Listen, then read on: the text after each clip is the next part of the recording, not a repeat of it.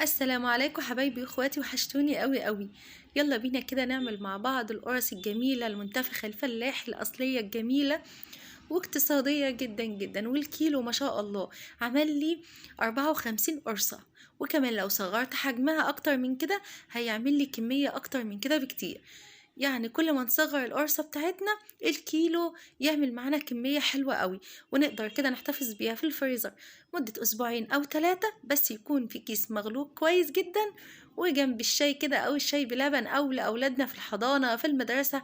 حاجة جميلة جدا وطعمها حلو ومميز جدا. يلا بينا نسمي بسم الله ونشوف عملناها ازاي. يلا بينا على الطريقة والمقادير بتاعتنا. أول حاجة أنا جبت كيلو الدقيق بتاعي ونخلته كويس جدا، وجبت كوباية إلا ربع من اللبن الرايب أو ينفع لبن عادي، ونزلت بيه كده بمعلقتين كبار من السكر حويبات بتاعتنا العادية، ونزلت كمان بمعلقة من الخميرة بتاعتنا، خميرة الخميرة العادية، خميرة قطع، خميرة فورية، يعني أي نوع خميرة موجود عندنا. وهقلبهم بقى كويس جدا جدا وهركنهم على جنب. أهم حاجة أدوب السكر كويس، السكر مع النشا مع اللبن بتاعي، واللبن بتاعي لازم يكون دافي كمان ما يكونش ساقع. وركنتهم كده على جنب. اللبن لما يكون دافي ونحط الخميرة مع السكر بتخلي الخميرة بتاعتنا تتنشط كده وتدينا نتيجة حلوة يعني. ونزلت كده على الدقيق بتاعي بمعلقة من البيكنج باودر، ونزلت كمان بربع معلقة من الملح، وأقلب كل المكونات الجافة بتاعتي دي كويس جدا جدا. لازم اقلب المكونات الجافه كويس جدا جدا وكله يختلط بقى مع بعضه كده. وبعد كده هجيب السمنه بتاعتي. انا هنا حاطه كوبايه من السمنه. السمنه بتاعتي لازم تكون لينه، يعني بحراره المطبخ كده، ما يكونش من التلاجة. لو من التلاجة يعني نسيحها شويه، بس انا مش عايزاها سايحه قوي، انا عايزه يعني تبقى لينه كده، اعرف اقطعها بايدي كده، او زي ما انتوا شايفين كده بقطعها باي حاجه انا بقلب بيها. وكمان انا مش عايزاها تكون قادحه او يعني سايحه علشان تديني نتيجه افضل. انا بقى هقلب كده شويه بايدي، بس انا كده بقلب الدقيق بتاعي مع السمنه بتاعتي كويس جدا. بصوا، قلبتها كويس جدا. قلبوها بقى بايديكم بمعلقه باي حاجه. انا قلبتها يعني خليت الدقيق بتاعي مغلف كله كله كده بالسمنه بتاعتي. يعني عايزه الدقيق يتغلف كويس جدا بالسمنه، مش عايزه اي حبايه من الدقيق مش متغلفه بالسمنه، بتديني نتيجه حلوه قوي. وهنا زي ما انتوا شايفين كده الخميره بتاعتي ما شاء الله كده اتضاعف حجمها، حتى لو حاجه بسيطه كده يبقى الخميره بتاعتي نشطه وحلوه. وفضلت بقى انزلها كده على الدقيق، وعايزه اقلبهم تقليبه حلوه قوي قوي، كله كده يتجانس مع بعضه. انا بس بقلب كده في الاول، وبعد كده بقى هنزل بايدي كده واعجن عجنه حلوه قوي قوي. والخطوه بتاعه السمنه على الدقيق دي مهمه جدا، لازم اغلف الدقيق بالسمنه كويس جدا، بتديني نتيجه افضل يا جماعه. يعني لو حطيت السمنه وحطيت اللبن على طول مش هتديني النتيجه اللي انتوا شفتوها كده، لا في نعوميتها ولا في جمالها. هنا انا حاطه اللبن بتاعي رايب وساقع شويه، مفيش مشكله لو حتى هو ساقع، مش هيضر القرص بتاعتي في حاجه. انا خدت اللبن الرايب بتاعي كان ساقع، حطيته كده على النار شويه دفع حاجه بسيطه بس ما فكش كله، مفيش اي مشكله. انا اخدت بقى اللبن بتاعي، طبعا عايزه اكمل ميه مفيش مشكله، عايزه اعمل كله باللبن مفيش مشكله، زي ما احنا عايزين، زي ما انتوا حابين وعايزين اعملوا بيه. انا خدت شويه من اللبن وشويه من الميه وعجنت بيها، وافضل بقى اقلب كويس جدا كده لحد ما تتعجن معايا كويس. اعجنوا بقى زي ما تحبوا، يعني عايزين في الطبق ماشي، عايزين تاخدوها كده على الرخامه وتعجنوا، يعني حاجه براحتكم كده وزي ما انتوا حابين.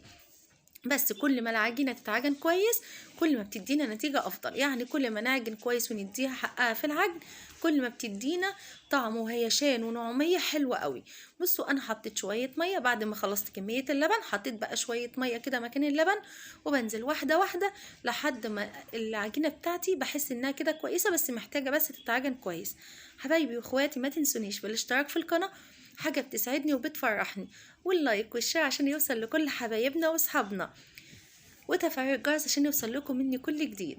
بصوا، انا بقى قفلت كده الكاميرا فصلتها وفضلت وكل اعجن فيها. البنات هيحبوها خالص خالص. صح كده، كل البنات هتحبها وهتطلب تاخدها معاها في الحضانة كمان زي ما كوكو بتقول لنا.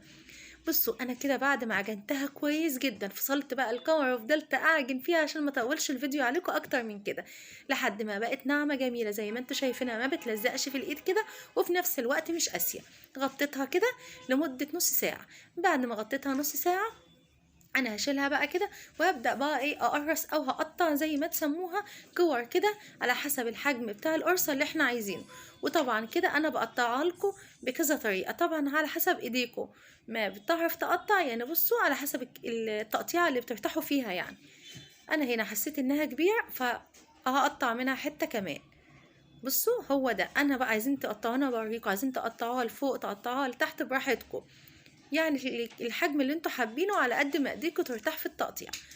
همسك بقى كل العجين بتاعي وهقطعه بالشكل ده.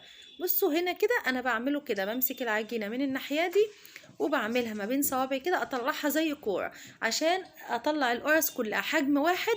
فبحب اعمل الخطوه دي ان انا امسكها كده الفها كلها في ايدي واطلعها ما بين صبعي الكبير والتاني كده علشان اقدر اطلع زي ما انتوا شايفينها كده، تطلع القرصه كلها حجم واحد وكلها يعني موحدة كده، ما تكونش قرصة كبيرة وقرصة صغيرة. بصوا زي ما انتوا شايفين انا عملتها معاكم في القناة قبل كده، بس حبيت اعملها لكم بكذا طريقة بطريقة تانية يعني، وكل ما بلاقي طريقة جديدة انا بنزلها لكم. يا رب تكونوا بتستفادوا مني اي حاجة، يا رب يكون فيديوهاتي عجباكم، وبحاول اجيب لكم الوصفات الاقتصادية اللي تبقى على قد الايد. زي بقى ما انتوا شايفين كده انا بعجن كل العجين بتاعي زي ما انتوا شايفين. هقطع بقى انا كل الكمية بتاعتي ديت وهجيلكوا تاني هقطعها كلها زي ما انتوا شايفين كده، وهخليها كلها يعني على قد ما اقدر كلها حجم واحد. انتوا عايزين زي ما قلتلكوا التقطيعة دي هي اللي بتدينا الحجم بتاع القرصة اذا كان كبير او صغير، يعني هي دي اللي بتدينا التقطيعة دي اللي بتخلينا القرصة بتاعتنا كبيرة او حجمها صغير. زي ما انتوا حابين قطعوها، ده اللي تقدروا تتحكموا فيه. هتقطعوها اصغر من كده هتدينا كمية كبيرة، هتقطعوها كبير زي ما انا مقطعوها كده هتدينا 54 قرصة ما شاء الله كبيرة وحلوة زي ما انتوا شفتوها كده. انا بقى خلصت الكمية بتاعتي ووريتكم كده القرصتين التانيين كمان عشان اوريكم ايدينا لازم تكون ميزان. نجيب نحاول كده نخلي كل القرص موحدة كده زي ما احنا شايفينها.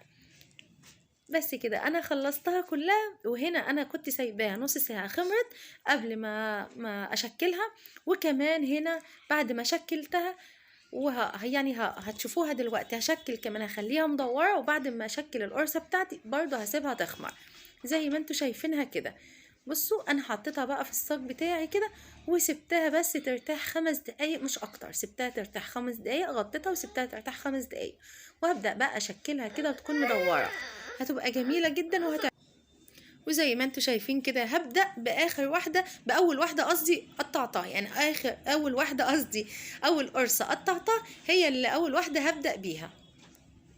هحط شوية دقيق صغيرين، هي ما شاء الله العجينة بتاعتي ما بتلزقش وبسيبها ترتاح كل شوية عشان الدنيا ساقعة، فكمان بتتفرد معايا بكل سهولة، مش محتاجة لا فردة عجين ولا نشابة ولا أي حاجة. بإيدي كده هخليها مدورة وأعملها كده زي ما انتوا شايفين، هدورها كده سواء بقى بإيدي بالنشابة، هي مش محتاجة خالص إن أنا أفردها بحاجة، هي بإيدي وبتتفرد معايا. بس اهم حاجه ما اخليش القرصه حته رفيعه وحته طويله، يعني حته رقيقه يعني وحته تخينه، اخليها كلها كده زي بعض.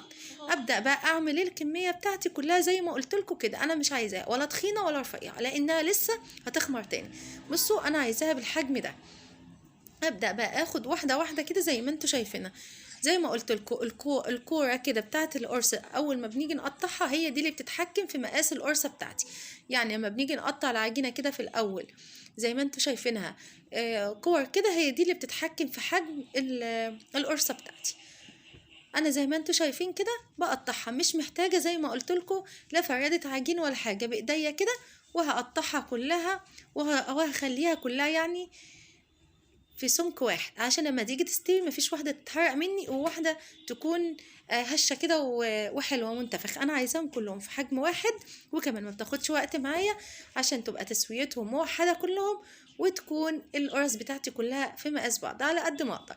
هنا بقى بعد ما خمرت يعني عملت الكميه كلها ما شاء الله وخمرت معايا، غطيتها كده وسبتها تخمر معايا اللي في الصاج ده، وهسيب الرخامه تخمر براحتها وهحطها بقى تتسوى في الفرن. طبعا انا قبل ما ابدا خالص في القرص بتاعتي بكون مشغله الفرن، بشغله من تحت، لما تاخد لون من تحت بشغلها بقى من فوق، ولما تطلع وهي سخنه كده بجيب معلقه من الزبده اسيحها، لازم اسيحها وهي القرص كده لسه سخنه، ادهنها بقى، ادهن الوش بتاع القرصه بتاعتي وهي سخنه، بتديها طعم حلو قوي وبتفضل طريه معايا، وكمان طعمها بيبقى حلو قوي. هنا انا خدت القرص عشان لقيت السمنه فيها كتير او الزبده فيها كتير، نزلت بقى ايه حطيتها على وش قرصه تانية كده. طبعا كل ما تدهنوها بزبده نظيفه او سمنه بلدي كده بتدي طعم حلو قوي قوي عن السمنه العاديه. تنفع طبعا بسمنه عاديه، بس الزبده او السمنه البلدي بتاعنا تبقى افضل بكتير. ولازم تكون وهي سخنه، اول ما تطلع من الفرن ادهنها بالسمنه على طول او بالزبده واغطيها، وكل ما يطلع معايا القرص ادهنها واغطيها، ادهنها واغطيها. اخر كمية بقى هدهنها واغطيها واسيبها لما تبرد خالص، وبقت بالشكل ده جميلة وهشة ومنتفخة، والكمية ما شاء الله من كيلو واحد بس من الدقيق. يا رب يكون الفيديو عجبكم وتكون القرص جميلة، واشوفكم على خير ان شاء الله في فيديو جديد. بس جربوها صدقوني هتبقى جميلة. شفت القرص الصغيرة دي بتاعت بنوتي. اشوفكم على خير حبايبي واخواتي ان شاء الله في فيديو جديد، وما تنسوش تعملوا اللايك والشير لو الفيديو عجبكم. بصوا القرص جميلة وهشة ازاي.